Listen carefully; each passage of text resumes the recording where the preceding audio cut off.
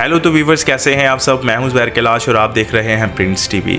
आज हम बात करेंगे वर्ल्ड वार 2 यानी दूसरी जंग अजीम के बारे में कि वो किस वजह से शुरू हुई और इस जंग का ज़ाती मकसद क्या था, जर्मनी ने क्यों पूरे यूरोप पर हमला किया और हिटलर क्या चाहता था।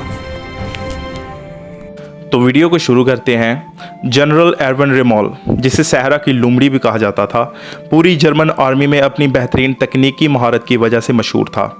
उसने कई सालों तक शमाली अफ्रीका में कई महामात की क़यादत की, लेकिन आखिर जर्मन फ़ौज लीबिया के निचले हिस्से में क्या हासिल करना चाहती थी। जवाब सादा सा है। जनरल रोमेल स्विस कैनाल पर कब्ज़ा करने की कोशिश कर रहा था और साथ ही वो मशरिक़ वस्ता के सहराओं में तेल के उन कीमती ज़ख़ीरों तक रसाई चाहता था जहाँ से अभी तक तेल निकाला नहीं गया था। शमाली अफ्रीका से बहरे ओकेनूस के बर्फ़ानी पानियों तक, जनूबी पैसिफिक के जंगलों से रोमानिया के आसमानों तक, दूसरी आलमी जंग बर्पा होने की वजह सिर्फ एक कुदरती वसीला थी। दूसरी जंग अजीम पेट्रोलियम के वसाइल पर कब्ज़ा करने के लिए लड़ी गई थी। तेल के बगैर जदीद मैकानी जंग नामुमकिन थी। तेल ने हर अहम जंगी ताकत को जंगी महामात के लिए ईंधन फराहम किया और तेल की तरसेल और पेट्रोलियम के वसाइल के कंट्रोल का हसूल जंग अजीम दौइम के दौरान में होने वाली सारी बड़ी लड़ाइयों के अहम तरीन वजह रहा। स्टालिनग्राड की लड़ाई और पर्ल हार्बर पर हमला भी इसी तेल के हसूल की खातिर किया गया था। 1930 की दहाई में ग्रेट डिप्रेशन के नतीजे में होने वाली तब्दीलियों ने जर्मन फ्यूडर एडोल्फ हिटलर की मकबूलियत में बड़ा इजाफा किया। ग्रेट डिप्रेशन ने पूरी दुनिया पर संगीन मुआशी असरात मरतब किए, लेकिन जर्मनी उसका बदतरीन शिकार बना। तेज़ी से बढ़ते हुए अफराद ज़र और बड़े पैमाने पर बेरोज़गारी के बावजूद हिटलर ने फतह के ज़रिए कौमी अज़मत की वापसी के ख्वाब दिखाने शुरू किए। हिटलर ने तकरीरें की कि जर्मनी यूरोप पर बालादस्ती हासिल करेगा और वो तमाम वसाइल हासिल कर लेगा जो जर्मन कौम को खुद अंसार और ख़ुद मुख्तार बनाकर यूरोप पर हुक्मरानी के काबिल बना देंगी।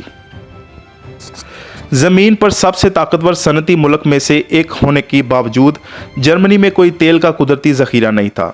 इसके अलावा बरतानिया और फ्रांस की तरह जर्मनी की कोई कॉलोनी नहीं थी जहां से उसे बैरून मुल्क से मकीम तेल हासिल हो सके। दरअसल 1930 की दहाई में तेल पर सिर्फ चंद ममालिक का गलबा था। आलमी तेल की पैदावार का निसफ मुत्तहदा अमरीका में पैदा होता था। बाकी तेल Soviet union, Venezuela, Iran, Indonesia और रोमानिया से हासिल होता था।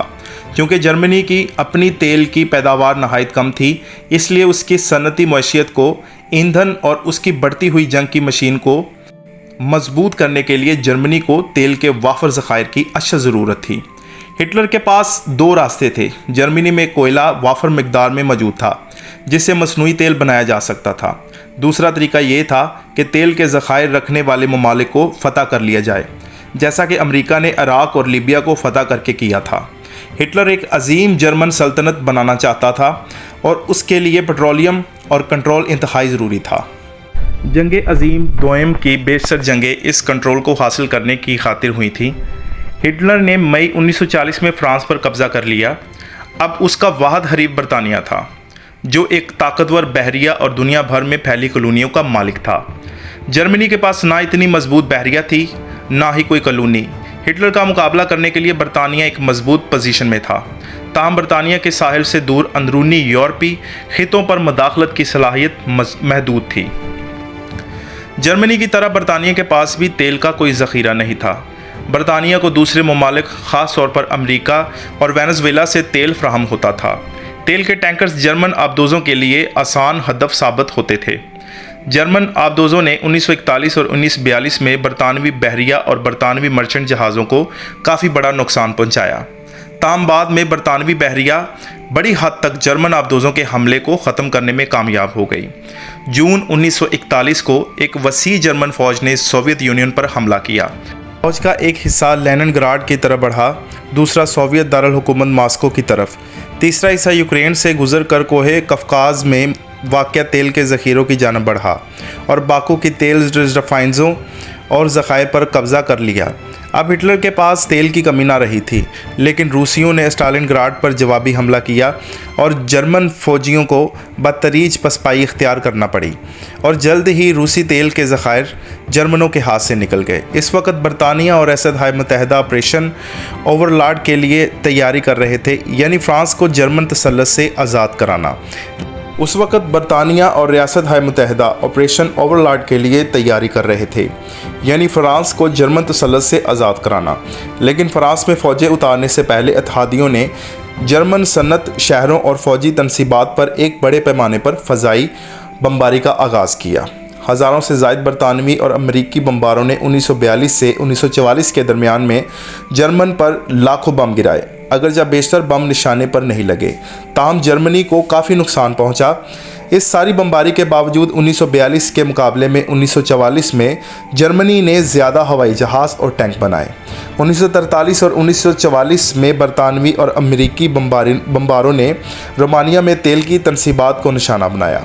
रोमानिया हिटलर का इत्तेहादी था और जर्मनी को तेल की सप्लाई का असल मरकज़ था, क्योंकि रूसी तेल का कब्ज़ा हाथ से निकल चुका हो चुकी थी। जर्मन फ़ज़ाइया का बेशतर हिस्सा ग्राउंड कर दिया गया। फ़ौजी दस्तों की नकलो हमल में मुश्किलात आने लगीं।